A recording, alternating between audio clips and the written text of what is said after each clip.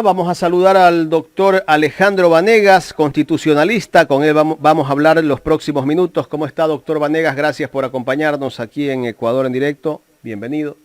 Qué gusto saludarlos, Jaime. Muchas gracias por la gentil invitación y un saludo a todos los radioyentes, a los que nos ven por las distintas plataformas. Para mí es un gusto compartir con ustedes. Doctor Vanegas, bueno, el gobierno, después de que terminó la elección, perdió la consulta popular, que se hablaba de que iba a ganar la consulta, pero al final el pueblo lo rechazó. Y después de haber acusado al pueblo de narcodelincuente, después de haberlo acusado a ese mismo pueblo, buscó otro término, antipatria, ahora llama y le extiende la mano al diálogo a la dirigencia política que representa al pueblo. ¿Cómo analizar esto? Bueno, mire, yo creo que el presidente de la República ha sido mal asesorado, ha llevado una campaña que pensó que con el desprestigio y con la fuerza que impone el Poder Ejecutivo iba a ser suficiente para vencer en unas preguntas que claramente fueron dirigidas al triunfo. Y creo que el pueblo ecuatoriano se rebeló no solo ante la disconformidad de un gobierno que los tiene sin servicios básicos, sin salud, sin educación y sin seguridad, sino un gobierno que tiene mucha arrogancia al momento de gobernar y que no escucha a los ciudadanos en sus necesidades. Eso le ha pasado factura al gobierno nacional. Luego el llamado al diálogo, pues, es un llamado que los movimientos y partidos políticos transparentes y correctos, como es la Revolución Ciudadana, no lo aceptan porque es claro que ese llamado al diálogo no es sincero. Es claro que ese llamado al diálogo tiene una finalidad que es la de poder tener un poco de gobernabilidad, pero no el de cumplir con las necesidades del pueblo ecuatoriano. Y otros movimientos que también han negado el diálogo, pero que anteriormente cogobernaron con este gobierno en la Asamblea Nacional, y pues como ya ven que el gobierno está derrotado, como ven que el gobierno no tiene la fuerza popular, no tienen otra opción que rechazar. Entonces, esa es la situación en cuanto a la falta de unidad, cuanto a la falta de gobierno, en cuanto a que los problemas serios que tiene el país, el gobierno nacional los tiene a un costado, y eso es un error. La CONAIE también fue invitada a esa mesa de diálogo. Ya respondió la CONAIE. La CONAIE dice que no pueden ir a un diálogo donde alguien que se ha burlado de ellos. Ellos se sentaron durante varios meses a dialogar y el otro día me parece que dijo Leonidas Issa que solo se ha cumplido el 10% de todo lo acordado. Eso demuestra que el gobierno no le importa, o sea, te sienta a dialogar y por último ni siquiera él, el presidente, participaba de esos diálogos, sino que ponía a sus delegados. Eso demuestra como que no le interesa solucionar los problemas que hay en el país. Eso es lo que evidencia es la forma en la cual ha gobernado. Ha gobernado con un bloque legislativo mínimo, ha tenido otros adeptos dentro de la propia Asamblea Nacional. Vea usted si fue por intereses personales o intereses ciudadanos, y ha creído que con esa forma de gobernar era suficiente y que iba a sostenerse en el tiempo. Pero en menos de 2 años vemos el rechazo brutal a un gobierno que no ha hecho absolutamente nada por mejorar el bienestar de cada una de las familias del país, sino que ha perjudicado a estas familias por la falta de atención en salud, por la falta de seguridad, por la falta de políticas públicas que lleven el país adelante. Y es una situación bastante delicada. Aquí no se puede hablar de golpismos, pero sí se puede hablar de mecanismos constitucionales. Y hay distintos mecanismos constitucionales que la propia, valga la redundancia, Constitución permite para una salida anticipada de un gobierno y que se pueda llamar a elecciones. Y si el pueblo ecuatoriano ratifica la confianza al presidente de la República, pues en buena hora para él. Pero si el pueblo ecuatoriano decide por otro camino, hay que escuchar al país, hay que escuchar al pueblo.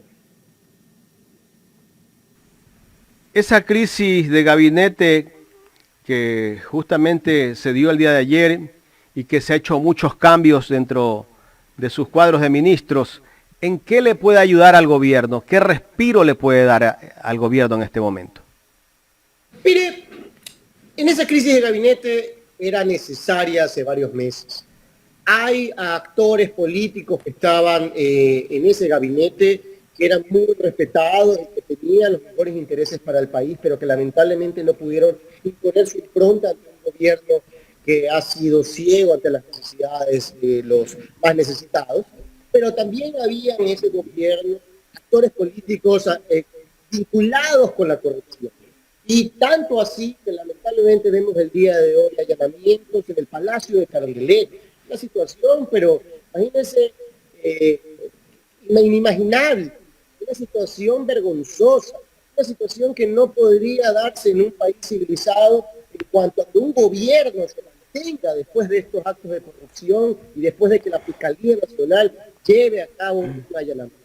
Entonces, esa crisis de gabinete pretendía darle un respiro con actores políticos nuevos, pero ante las últimas situaciones y circunstancias que está viviendo el país, yo no creo que sea suficiente para poder obtener gobernabilidad.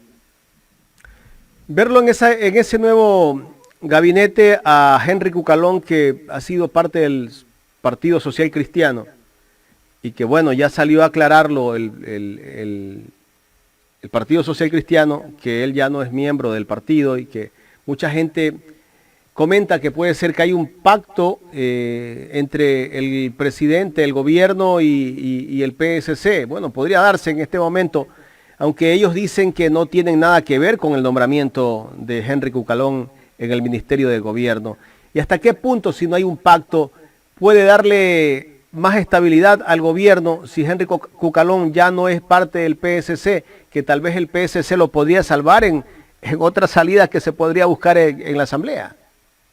Mire, la designación de Henry Cucalón tiene dos vertientes. Uno, que el gobierno nacional no tiene actores políticos y que el movimiento político con el cual ganó en las urnas simplemente no tenía adeptos.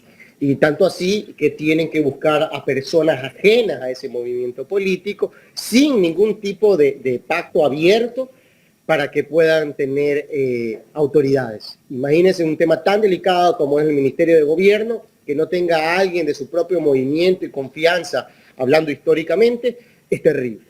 Y en segundo lugar, pues, por el propio nombre de Henry Cucalón, un profesional que ha demostrado transparencia en sus actividades y también, pues, inteligencia en sus decisiones.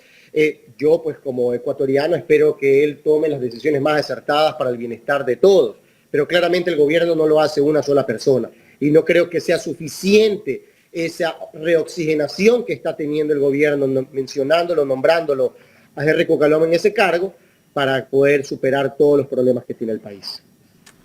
Yo creo que se le va a tornar difícil si el gobierno sigue con su política económica de ser austero, de bajar la inversión pública y desatender las necesidades del pueblo ecuatoriano. Por muy buen cuadro, desde mi punto de vista, doctor, por muy buenos cuadros que ponga de ministro, este gobierno se le va a hacer difícil tener un respiro. Si él decide en este momento atender la salud, pero atenderla de verdad, no es que caigo de sorpresa a un hospital y llamo a Digna y a Digna le digo, dígale al bodeguero por qué no le entrega las medicinas, como que el bodeguero es el que firma los cheques o hace las transferencias para pagarle a los laboratorios y que lleguen las medicinas. Pues no, eso es como para lavarse las manos, parte de un show político que hace el presidente de la República. Y también otra cosa, que se deje de mentir, pues, el presidente miente todos los días. Mire, la palabra del presidente ha perdido total credibilidad. Peor con los hechos del día de hoy y los allanamientos que se están llevando en el propio Palacio de Carondelet. A dos despachos del despacho presidencial. Esta situación es muy delicada.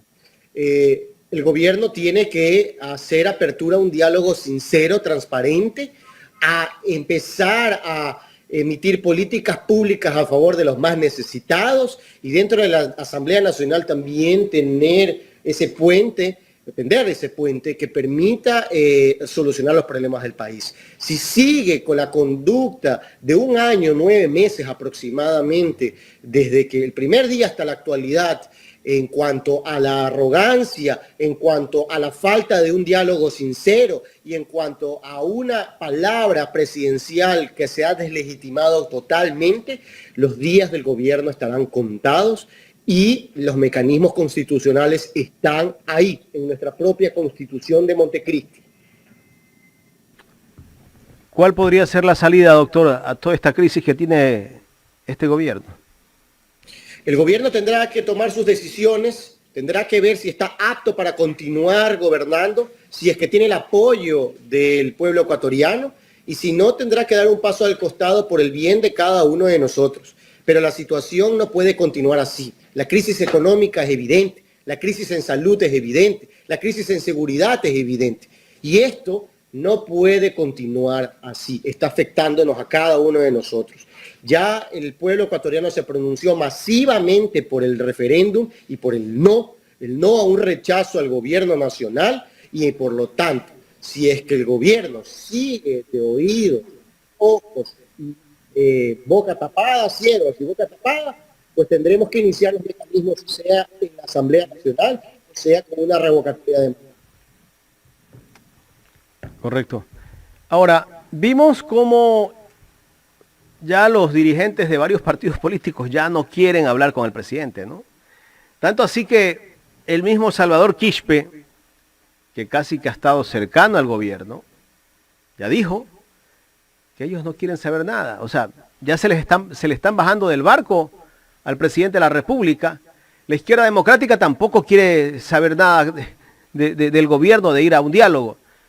Prácticamente nadie quiere conversar con él. Ya eso significa mucho, ¿no? Yo decía ayer, ¿no? Eso es como cuando usted invita a una fiesta a sus amigos, a la fiesta de cumpleaños, y resulta que usted con sus amigos siempre tiene problemas, le hace bronca, los acosa, y yo los invito de repente a una fiesta, y nadie me va a la fiesta. Me quedo con la fiesta lista, pero nadie me fue a la fiesta. Lo que le está pasando al presidente de la República. Ayer nadie le fue a su reunión. Tuvo que cancelarla finalmente. Y sí, porque un gobierno que tiene rechazo popular, un gobierno que no puede presentar proyectos normativos ante la Asamblea Nacional que vayan a convertirse en leyes para implementar su plan de gobierno, un gobierno de manos atadas. Y un gobierno de manos atadas en un año, 9 meses, es muy pronto. Es muy pronto, queda más de la mitad del periodo presidencial y se va a volver un gobierno intransigente, un gobierno que simplemente no va a tener capacidad de maniobra para solucionar los problemas del país, y eso no pues beneficia a cada uno de nosotros. El gobierno o se sacude, hace un diálogo sincero, abre puertas para poder gobernar en favor de los más necesitados, o simplemente tiene que dar ese paso al costado, que sería lo más adecuado en estos momentos. Doctor, pasando a otro tema, vamos al tema ya de lo que ocurrió el día domingo. Me gustaría hablar unos minutos sobre las elecciones que se dieron el domingo. Después de tanta persecución política, la Revolución Ciudadana volvió a ocupar espacios que antes no los tenía. En el caso de Guayaquil es una situación muy particular, ¿no? Nunca había tenido ni la prefectura ni la alcaldía de Guayaquil. Y la gente respaldó a la Revolución Ciudadana el día domingo en las elecciones seccionales, en varias provincias. Es la fuerza política más importante y más grande del país. ¿Por qué? Mire, ha sido la fuerza política más grande del país desde el 2007. Pero claramente actividades que rozan lo legal por parte del CNE y otras autoridades de control, que rozan lo ilegal, perdón, le quitaron un partido político, proscribieron a su líder político, el expresidente Rafael Correa, proscribieron a sus líderes nacionales y lo dejaron sin número para participar. Lo que se ha hecho en las elecciones el día domingo solo se puede describir con una palabra: histórico. El resultado del día domingo es un resultado de una fuerza política que nunca murió, pero que revivió y que recuperó su fuerza a pesar de la persecución terrible de la cual fue víctima Rafael Correa, Jorge Glass y otros. Si es que Rafael Correa hubiese sido candidato en las elecciones del 2021, Rafael Correa hubiese sido vicepresidente de la República del Ecuador, Andrés Arauz hubiese sido nuestro presidente y las situaciones que está viviendo el país no se hubiesen vivido muy probablemente. Hubiésemos tenido mayor seguridad, mayor servicios a los más necesitados en salud, en educación. Ya se lo vivió 10 años y es claro que saben manejar políticas públicas. Se habló de corrupción en ese gobierno y este gobierno tiene allanado Carondelet el día de hoy. Por favor, yo creo que el pueblo ecuatoriano ha abierto los ojos. Se ha ganado la mayoría de prefecturas, se ha ganado los cantones más importantes del país. Tenemos más del 55% de respaldo como movimiento político. Es evidente que el movimiento se ha fortalecido y también que sean las elecciones en 2 años o sean las elecciones anticipadas, Rafael Correa y la Revolución Ciudadana con su candidato presidencial es el más opcionado a ganar la presidencia de la República y estoy seguro que de llegar a hacerlo va a resolver los problemas de los ecuatorianos. Rompió todos los pronósticos que daban las encuestadoras. En Guayaquil no ponían como alcalde algunas encuestadoras a Aquiles Álvarez. Tanto así que el mismo día de las elecciones, los exit poll, que prácticamente fue un fraude lo que hicieron ellos al inicio de entrega de resultados, en conjunto con los medios de comunicación, pues